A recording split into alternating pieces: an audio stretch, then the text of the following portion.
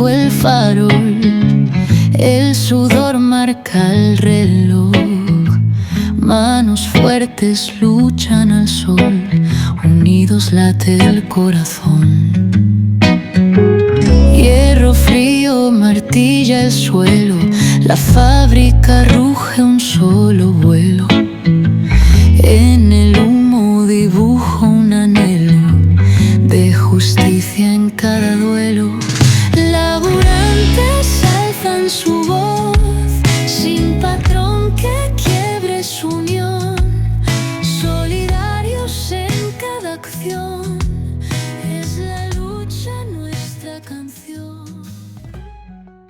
Hola, hola, muy buenas tardes. Estamos nuevamente en una edición de Laburantes. Omar Rombolá, Gustavo Galeano, Carne de Máquina, la voz del obrero. y aquí en esta semana previa, unos días previos a las elecciones, unas elecciones particulares, elecciones de medio tiempo que tienen quizás un condimento de cambio de época. Nosotros solemos decir muchas veces que Milei, o por lo menos la caracterización que de alguna manera compartimos, Milei es un gobierno de transición. ¿Transición a qué? Decimos que el Estado tal cual lo conocemos, el estado de bienestar, un Estado que reconoce especialmente al pueblo argentino en derechos adquiridos, salud pública de calidad, educación pública de calidad, derechos laborales, inclusión social y mediante incluso. Cuando uno se supera socialmente, ¿cómo le llamamos? Escalamiento social, Claro. ¿no? Eso son parte de una Argentina que muchos la llaman peronista, ¿no? De una Argentina que caracterizó toda una época histórica, no solamente acá en nuestro país, sino también en el mundo, fundamentalmente por la rivalidad Unión Soviética, las viejas repúblicas socialistas, que de alguna manera el capitalismo, para enfrentar a eso, generó como alternativa los estados de bienestar, ¿no? Estados que incluían, estados que daban derechos, que a la caída del muro de Berlín, fundamentalmente a la caída del colapso de la URSS incluso, un parteaguas, surgió la teoría del fin de la historia. Margaret Thatcher El famoso neoliberalismo. Sí, Margaret Thatcher había anunciado el fin del estado de bienestar. Incluso desde esa época para acá podemos decir que hubo una transformación y una modificación a fondo del capitalismo como fenómeno político y económico, con el traslado un poquito antes, quizás el traslado de la producción a la China, una China que venía transformándose, una vieja China comunista que incorporaba elementos capitalistas, y toda esa dinámica, esa transformación económica, resumida en nada, ¿no? Porque si uno quisiese abordar a fondo necesitaríamos un tiempito más, pero toda esa situación colapsa en este momento. Un momento en donde la concentración de la riqueza a nivel mundial llega. Hay algunos estudios donde dicen que el 95% de la producción se concentra en el 1% de la población. O sea, la riqueza generada por el mundo está concentrada en el 1%. Acá en Argentina, el 10%, mejor dicho, el 10% concentra el 60% de la producción o de la riqueza. El 10% concentra el 25% de la riqueza generada por todos, ¿no? Y esos tienen nombres, tienen apellidos. Nosotros, quizás el más importante, el que por ahí refleja más estas situaciones, Pablo Roca, pero también están los Galperini, están los Bulgeroni, ¿no? Pero Pablo Roca tiene por ahí la característica, junto a los otros, ¿no? Que de alguna manera viene pegando sobre la necesidad de modificar algunos aspectos de las relaciones sociales en nuestro país. El famoso reset de la sociedad que de alguna manera quisieron imponer con el gobierno de Milei, un reseteo de la sociedad en donde quieren transformar todas las relaciones, profundizar las relaciones de explotación, transformar las relaciones de nuestro país, que en este momento se está debatiendo a full. FMI mediante, el gobierno yanqui mediante. Entonces lo que queremos discutir hoy justamente es qué se discute en estas elecciones, no sé si esa sería la pregunta, la cuestión fundamental, ¿no? Pero evidentemente hay, ¿qué es lo que se está debatiendo de acá en adelante? Es interesante lo que dijiste ahora lo último, ¿no? Porque hay algunos que lo centran así, ¿no? Se está discutiendo en estas elecciones justamente si seguimos en esta dinámica de un gobierno y un Estado que atentan contra los derechos de los trabajadores o votamos otra cosa, ¿no? Como si... Dos modelos. sí, dos modelos y como si el marco electoral fuera el que decidiera si va a seguir un modelo u otro. Eso es una cuestión que después vamos a avanzar sobre eso. Si son las elecciones, el ámbito, el lugar, el terreno, donde se dirimiría esta cuestión.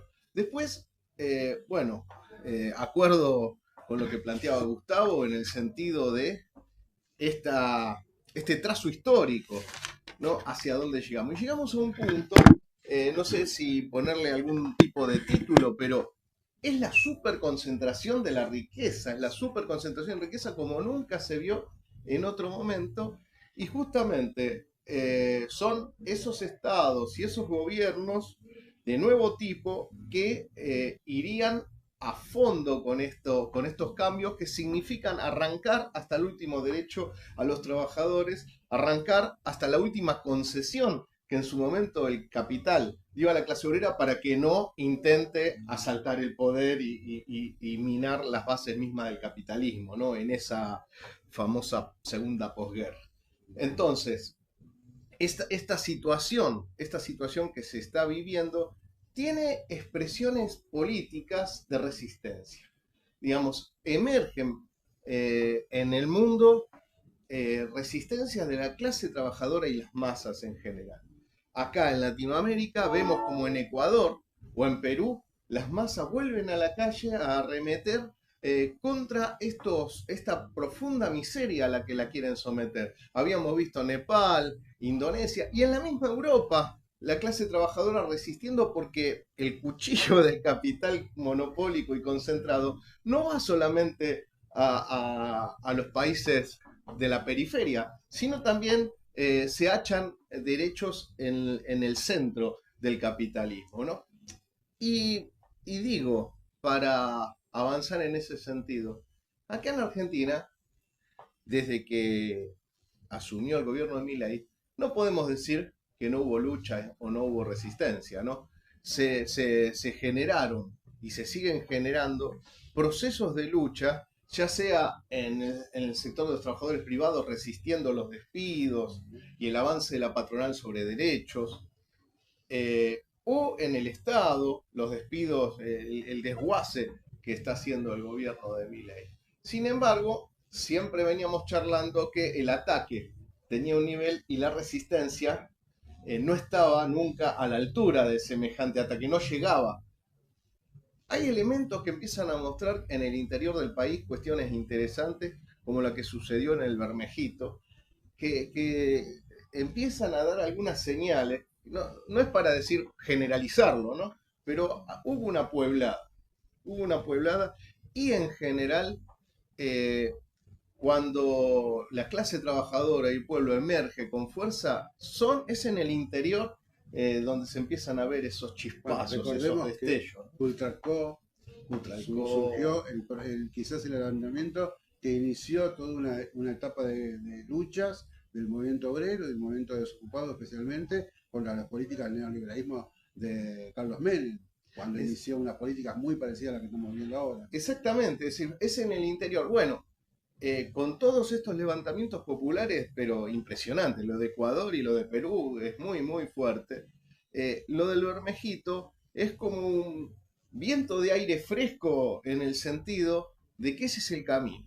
El camino es el levantamiento popular, la rebelión y lo institucional a los que nos invitan a algunos a decir cortemos con Milei, votemos una oposición que sea de verdad oposición y eso, no nos estarían invitando a una salida de fondo en contra de esto. ¿Por qué? Y con esto quiero cerrar por lo menos esta intervención mía. El ajuste y y estos vientos de concentración de la riqueza del capitalismo no tiene un barniz político en particular. Hace muy poco tiempo se movilizaron varias seccionales de SUTEBA Tigre, SUTEBA Bahía Blanca, SUTEBA Marcos Paz, hacia La Plata. Tenían una audiencia en el Tribunal 5 para defender el derecho de huelga, porque el gobierno nacional y popular de la provincia de Buenos Aires estaba sancionando docentes que adherían a paro en distintos lugares. Por ahí hay compañeros que no saben, pero el estatuto docente garantiza el derecho de huelga a tal punto que esa acción de protesta reconocida legalmente es paga. O sea, si vos parás y implementás tu derecho a huelga, ese día es pago, cosa que no pasa por ahí en la industria, ¿no? Por ahí muchos no saben eso. Y lo que está queriendo hacer, no solo el gobierno de Kicillof, que lo hizo, sino todos los gobiernos, es eliminar el estatuto docente que garantiza ese derecho de huelga, además de una jubilación, entre comillas, de privilegio, ¿no? Se jubilan con el 82% móvil.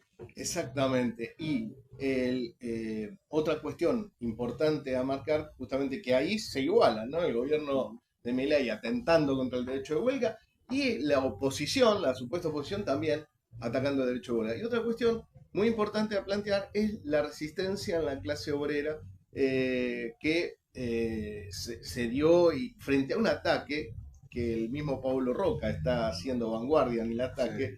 Por ejemplo, en San Nicolás contra los tercerizados, en Cia Tenaris Valentín Alsina. En Cia Tenaris Valentín Alsina dejando a 30 contratados en la calle y suspendiendo a los trabajadores con una paga del 70% del salario, con la extorsión y la amenaza de que si no aceptaban esta suspensión se venía el despido de 70 compañeros. Pablo Roca, concretamente en Tenaris Valentín Alsina, en Cia Tenaris Valentín Alsina, es un método que viene repitiendo, creo que yo recuerdo hace como 10 años ya. La extorsión. La extorsión y la suspensión negociada con el sindicato a un 70%.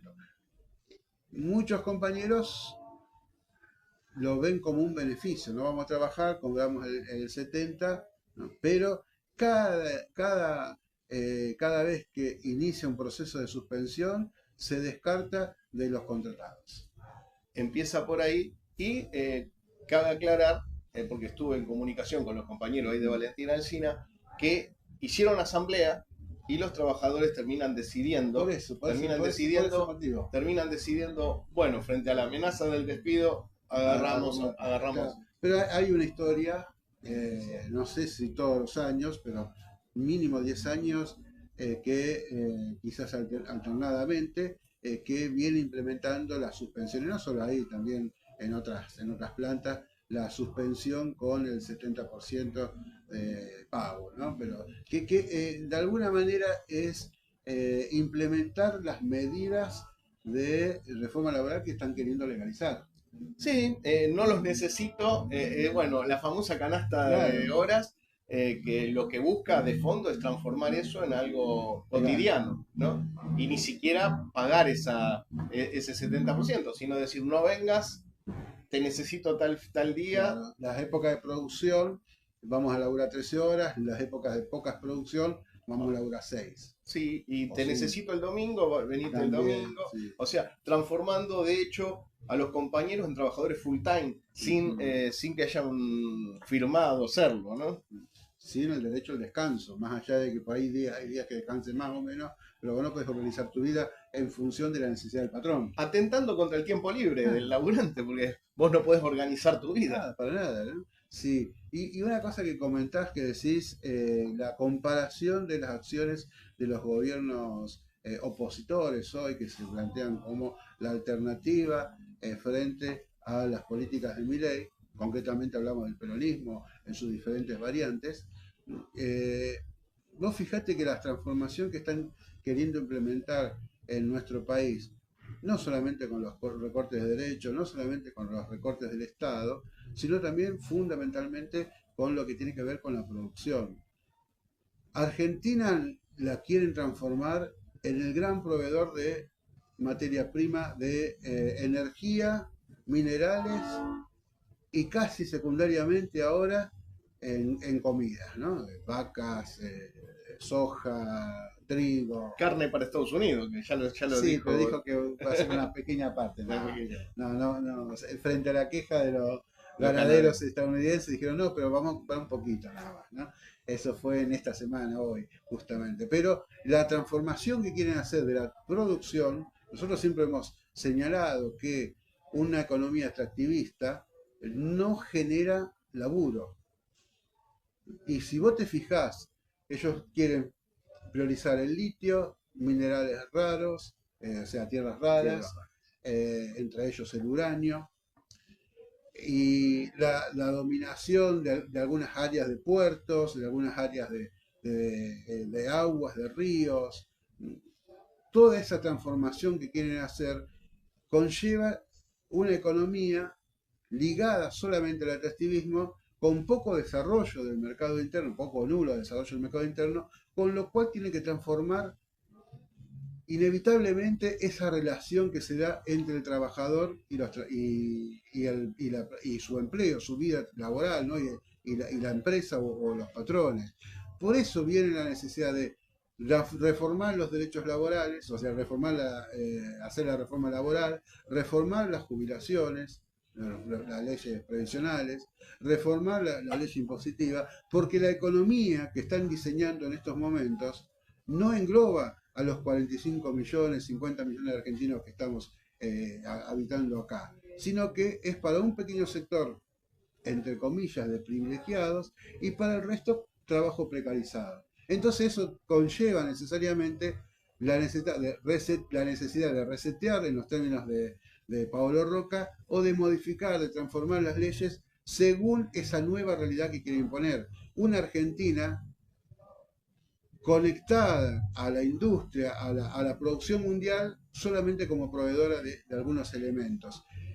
Y ese modelo económico que están queriendo desarrollar, que tiene también de algún modo la anuencia de gobernadores de diferentes colores según la cantidad de minerales o de energía o gas o petróleo tengan en su tierra, asegura un alineamiento o una subordinación de las fuerzas políticas en función de los planes que está desarrollando especialmente el imperialismo yanqui o el imperialismo financiero ligado a los yanquis, ¿no? Eso significa que la subordinación que va a haber desde los gobernadores ligado a un interés económico, ¿no? Porque muchas veces se corre el peligro de que solamente se ve el interés económico, hay también una transformación política y que necesariamente va a haber interés económico, de hecho es lo que lo motiva, pero que asegura que los diferentes colores políticos, las oposiciones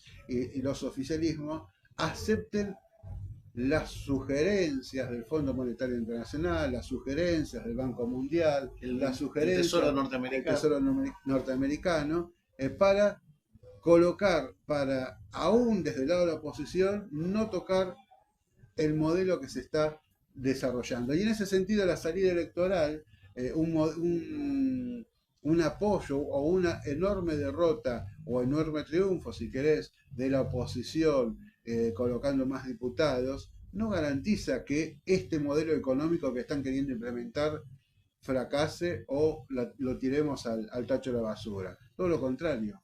Pondría en cuestión quién es el futuro negociador del modelo, ¿no? Sí. Pero es interesante, es muy interesante esto, porque la famosa guerra comercial, ¿no? Que Trump redobló con China, también es la guerra por los recursos. Y la pelea que hay aquí es quién se queda con el litio. En el norte del país, no es Estados Unidos hoy el que se está llevando mayor cantidad de litio, sino de hecho China. no hay uno. De Estados Unidos no tiene Hay es muy poquito. pero ligado a otros capitales, sí. No es un capital norteamericano. Es puro. Japón y China, sobre todo. Sí. China sobre todo, después Japón y último Estados Unidos. Entonces hay una disputa justamente por los recursos que, digamos, ¿qué está planteado aquí? Bueno, el problema de la sumisión del país a las grandes potencias, la explotación de los recursos naturales, la destrucción de la naturaleza y con lo que conlleva a la salud y al ecosistema, ¿no? Digamos, Y a estamos... nosotros mismos, porque la destrucción de la naturaleza, en este modelo económico que no es inclusivo, sino todo lo contrario, conlleva la eliminación de un amplio número, si querés, pueblos originarios que molestan, Campesinos pobres, campesinos pobres, trabajadores que al no tener trabajo van a estar... el desplazamiento que ya hicieron en Jujuy con la reforma de Morales, porque Morales también, digamos, en su provincia inició este plan. Pero bueno, y a nivel del régimen, una vuelta de rosca más es, fíjense, sale una ley votada por el Congreso. Milei la veta. Se tira abajo el veto.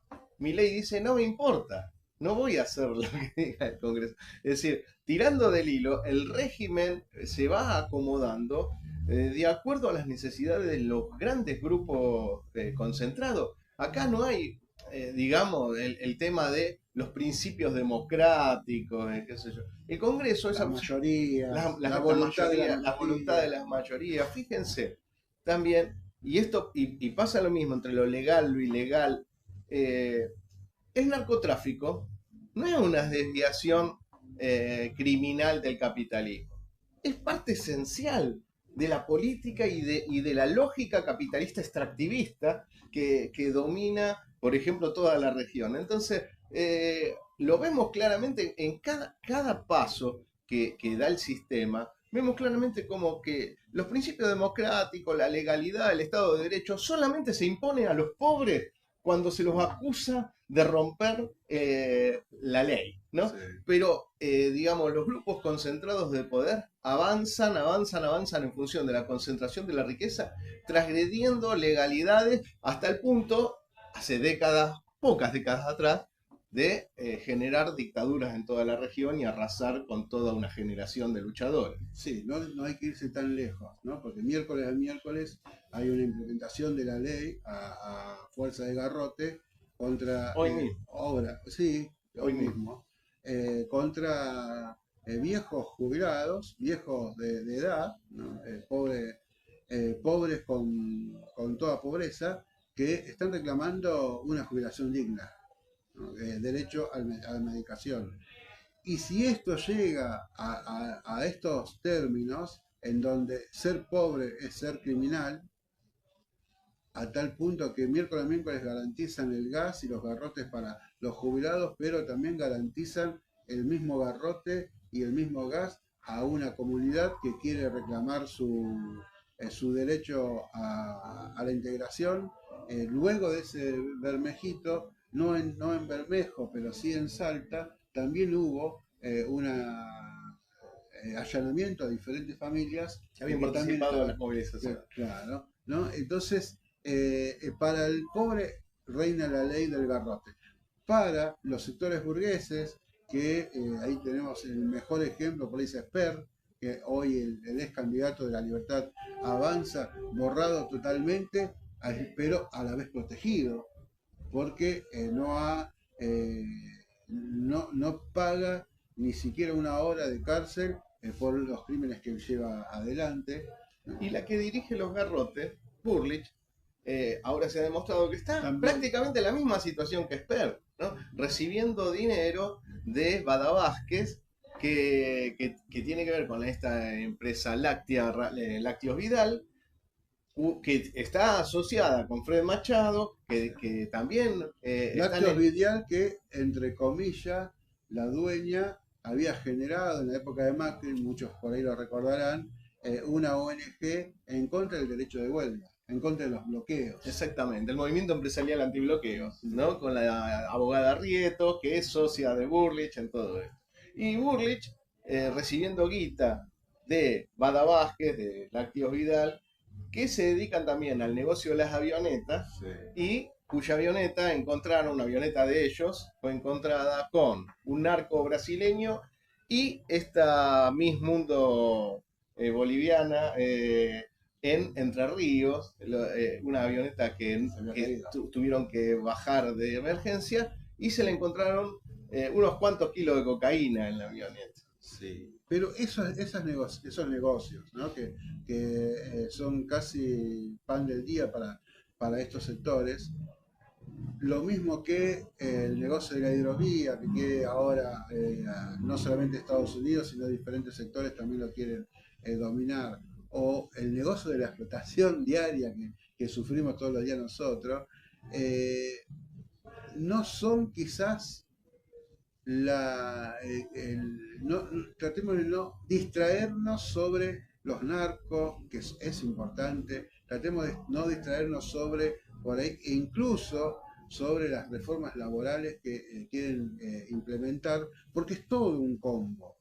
No es solamente la reforma laboral, no es solamente la reforma previsional, no es solamente el negocio del narco, sino es todo ese sistema que está desarrollado para que los socios menores que habitan acá en nuestro país hagan grandes negociados, pero que principalmente para que esos grandes grupos económicos, financieros y el imperialismo yanqui en particular en estos momentos, avance con todo sobre nuestro territorio, sobre nuestra riqueza, sobre nuestros patrimonios, en función de desarrollar o de transformar o de crear una sociedad en donde los trabajadores seamos completamente descartables. Nosotros decimos, si no trabajamos, no cobramos, ¿no? Si no tenemos empleo, una persona no puede comer. Bueno, lo que planifican estos sectores es que incluso teniendo empleo no puedas comer. Ahora quieren sacar la ley de negociación salarial por mérito. Pero lo dicen algo individual, en serio, es decir, algo romper lo en serio, colectivo. ¿no? En la fábrica te dice, hay un compañero que dice, bueno, ¿a quién se la tengo que para que me den algo? ¿No? Y esto es lo que ellos quieren llevar como forma de negociación al más servil, al que deja a su familia. Había un sketch, si ustedes recordarán, de El Viejo Olmedo, en donde Rogelio Roldán, ¿no? Que se desvivía por su patrón, y sacaba todo, le dejaba la así, estufa, le daban todo, invierno. para quedar bien. Ese es el modelo de obrero que ellos quieren para esta sociedad. Y quieren destruir lo colectivo, quieren destruir las negociaciones de manera colectiva, quieren llegar al punto de lo individual, tan individual, que quieren transformar al laburante en un trabajador independiente, que se borre la relación de dependencia. Bueno, ya todo lo que venimos hablando sobre el monotributo y todo eso. Y esto parece reiterativo, pero necesito remarcar el punto, no depende de un solo barniz político. Recordemos que, por ejemplo, en sus discursos, Cristina Fernández de Kirchner había planteado la necesidad de una reforma laboral y había legitimado en un sentido la motosierra de Milei, diciendo que los docentes con sus huelgas y con sus días de licencia que trabajan se tomaban, 4 horas y descansan 3 meses. Lo dijo, a docentes que probablemente terminen votando a Fuerza Patria, muchos de ellos, y le dijo eso, y le dijo que los estatales son vagos, que un trámite tarda 1000 años. Bueno, recordemos eso también, porque las reformas, el veto a la ley de glaciares, el veto a la ley de bosques, la ley antiterrorista, no la sacó la derecha, pero digo para ser claro. Y por otro lado, digo, es muy simbólico, pero hace poquito, aquí en Provincia de Buenos Aires, en La Plata, ¿a quién conmemorar? ¿A quién conmemorar? Nada más y nada menos. Nada más y nada menos que a Rucci. ¿Quién fue Rucci? Algunos recuerdan un sindicalista, sí, un sindicalista de la UOM. Sí, dirigente metalúrgico, secretario general de la CGT en ese momento, en el 70 y pico. Pero también integrante de la ultraderecha peronista, de la CNU, de la AAA, de lo que fue luego la AAA, el que la estaba construyendo, digamos. No llegó a ser de la AAA. No llegó a ser porque falleció antes, producto de una acción, pero Operación Traviata. él era el que la estaba construyendo, ¿no? Luego terminó siendo la AAA, pero O sea, ¿por qué se vio un sector del sindicalismo en la necesidad de desarrollar movimientos civiles parapoliciales, ¿no? Como se los conocían? ¿Por qué la ultraderecha se vio, entre comillas, en la necesidad de enfrentar a sectores opositores mediante el fuego, mediante las armas, mediante el asesinato, para dirimir cuestiones políticas? Porque había surgido una clase obrera que en cada fábrica, que en muchas regionales, en muchas ciudades, se había organizado, se había elevado su nivel político, peleaba en contra de las patronales por reivindicaciones económicas, pero ligaba esas reivindicaciones económicas a una salida política. Planteaba que no había solución económica sin solución política, algo que Furlan también lo viene planteando desde hace 2 congresos para acá, pero que para ellos la solución política es votar bien, es decir, votar al PJ o votar a cualquiera de sus variantes, ¿no? La solución política que planteaban estos obreros organizados era la construcción de una nueva sociedad, era la construcción de una sociedad integradora, en donde no exista la explotación, en donde no exista el hambre, en donde exista el derecho a la vivienda propia, en donde exista el derecho a la recreación, en donde exista el derecho a la educación, cosas que hoy nos vienen limando, nos vienen quitando, y que entendía que para lograr una sociedad justa, una sociedad libre, tenía que organizarse en contra de las direcciones traidoras, en contra de las burocracias, en contra de las patronales, negreras patronales, y en contra de los gobiernos que favorecían la explotación. Es decir, que tiene un proyecto político liberador. Por eso hubo una necesidad de organizar una AAA, un CNU, porque la clase obrera empezaba a crecer en formación y en conciencia, y estos temían que la clase obrera en su desarrollo barriera todos sus privilegios. De última, el proyecto anticasta más genuino que podemos decir fue aquella que enfrentó en la calle, que enfrentó en las fábricas, que enfrentó diariamente en los medios, en los paredones, a las castas enquistadas en los sindicatos, en la política, en todos lados. Exactamente, por eso se expresó en el Cordobazo, se expresó en el Rosariazo, se expresó en Asindar, ¿no? En Villa Constitución. Todos esos asos que expresaban el clasismo, digamos, ¿no? Una corriente obrera que también avanzó en sus formas de decidir, ¿no? La asamblea, la organización de base. Lo simbólico, yo le doy cierta importancia porque para mí la tiene, ¿no? Lo significante, ¿no? Y estaba pensando, ¿no? Tratando de unir. Hace poco se hizo otro homenaje, se lo hizo Victoria Villarroel a Isabel. Y ahora viene el homenaje que se hace en provincia de Buenos Aires de Kichilov a Ruch. Digamos, no es lo mejor del peronismo lo que están reivindicando, ¿no?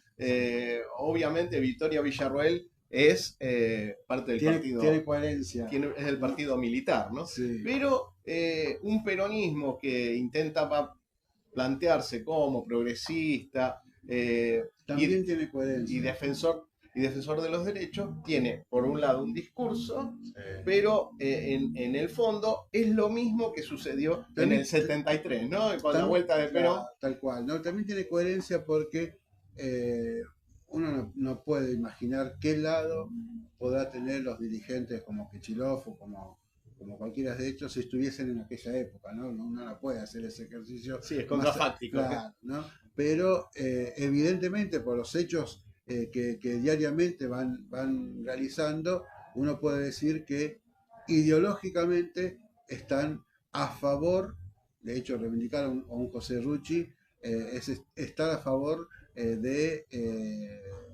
la verticalidad, de gobernar el movimiento obrero, ¿no? Como había dicho Agustín Tosco, que representaba la horizontalidad, ¿no? Que representaba el clasismo obrero, la democracia obrera, ¿no? Bueno, José Rucci, todo lo contrario. Él representaba El el verticalismo. verticalismo y el gobierno de los dirigentes sobre el movimiento obrero. Exactamente. Por eso, nada de lo simbólico debe dejarse pasar porque expresa mucho.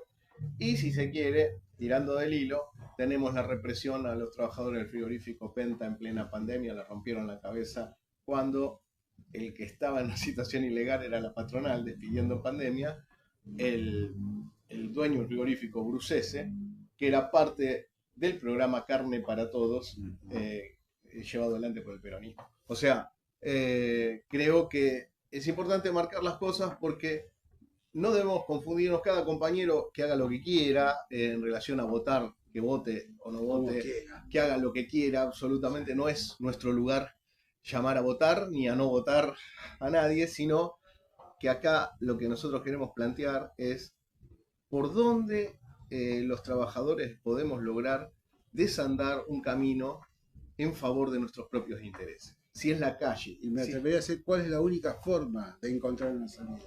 Exacto. Es la lucha.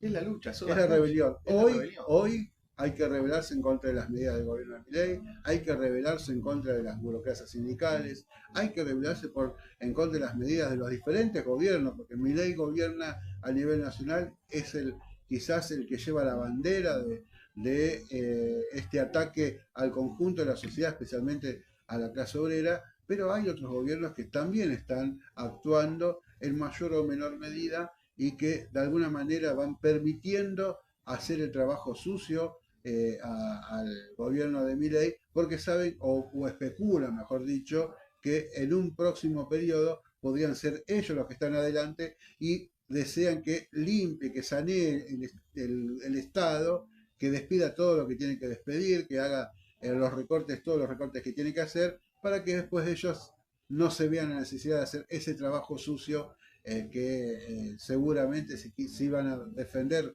los intereses que hoy mismos intereses que hoy defiende el gobierno de Milei van a tener que llevar adelante.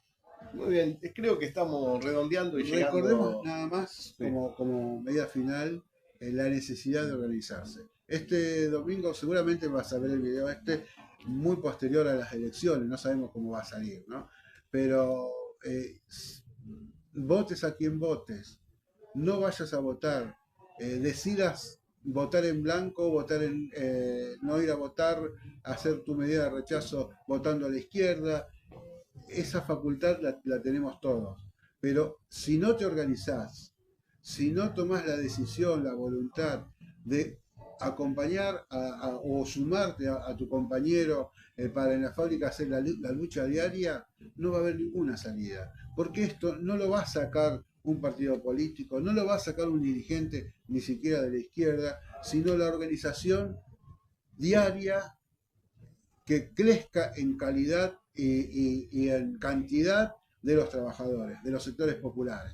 Los únicos afectados por esta medida y los únicos que en nuestra liberación está asegurada, no solamente nuestra propia liberación, sino también en la defensa de nuestro medio ambiente, la defensa de nuestra familia, la defensa de nuestra vejez, la defensa de un proyecto político, económico y social que beneficie al conjunto de los trabajadores.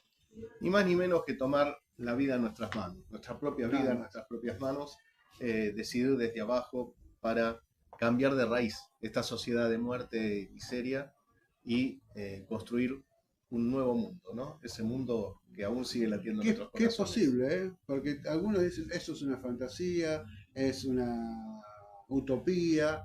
La verdad que me parece más fantasioso, utópico, creer que la patronal, que su propia dinámica lleva a la concentración, que su propio interés lleva a la concentración de ganancia, en algún momento se despierte y diga, bueno, voy a empezar a repartir. El 25% de lo que producimos nosotros, vos, él, yo y todo lo que puedas ver, está concentrado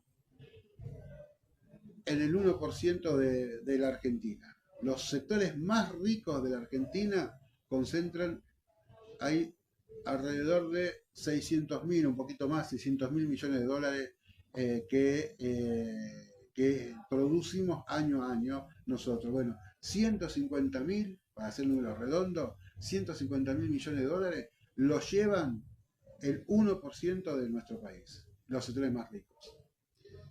Es así. La única salida, como dijimos, es desde abajo. Bueno, creo que estamos llegando al final del programa. Sí. Agradecemos nuevamente acá al Galpón 3 de González Catán. Hermosa biblioteca, la están dejando cada vez más linda.